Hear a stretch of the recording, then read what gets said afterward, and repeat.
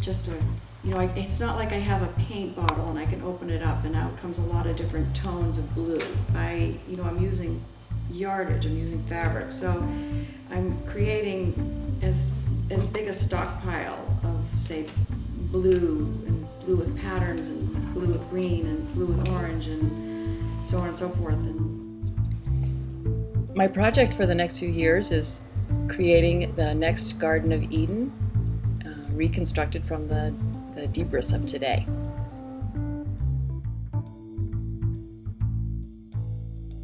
I can see, my friend Abby's jeans over here, and my friend Lynn's jumper.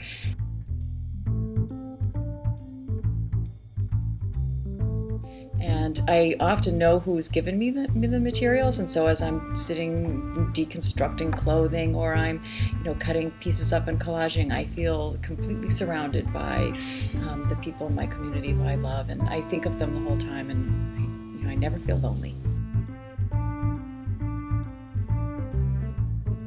That pocket. So when I look at my work, I see my whole community being reconfigured into the Eden of tomorrow. I do all different kinds of things to alter the pieces of fabric, the snippets, the pieces of clothing, the yardage that I get. I sometimes use methods of erosion like composting or rusting on fabric. I also use a stitched resist method where I stitch up fabric and paint on it and let it dry, and then clip the stitches and iron it, creating layer upon layer of color and pattern and texture. I print on top of what I've painted, using a sort of a rudimentary stamping technique.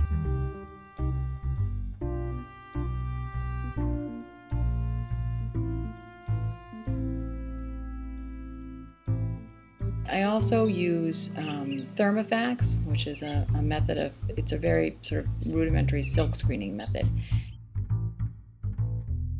Having worked as a designer for many years has enabled me to really internalize sort of visual ideas.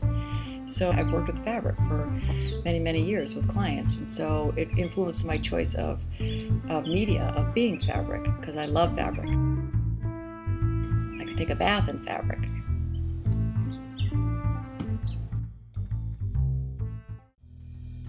The sewing is great because, one, it holds the piece together, but also it allows me the element of line and drawing.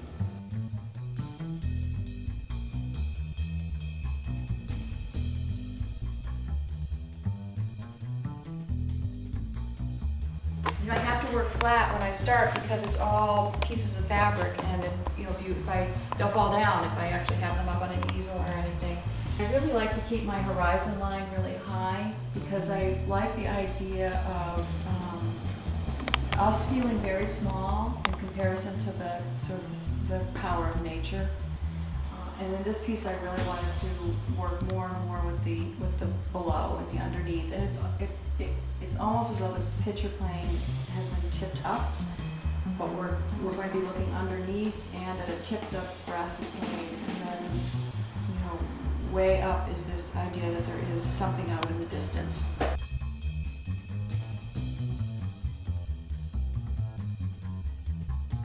And this will be a meadow view, so it'll be a meadow in the next Garden of Eden.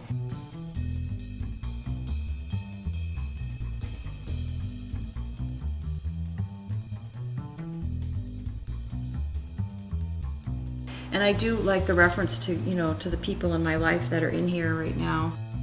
You can see Christy's shirt, and then I know that this is my friend Alana's shirt. This is actually my niece Kristen's peasant shirt, which I composted. So there are a huge amount of linens in here, and you can see that the linens, they're so fragile. They've disintegrated. They really are turning into compost. And there's something about the fragility of them that is representative of our human condition. But there's something very optimistic about the idea that we disintegrate into the earth and then we regrow.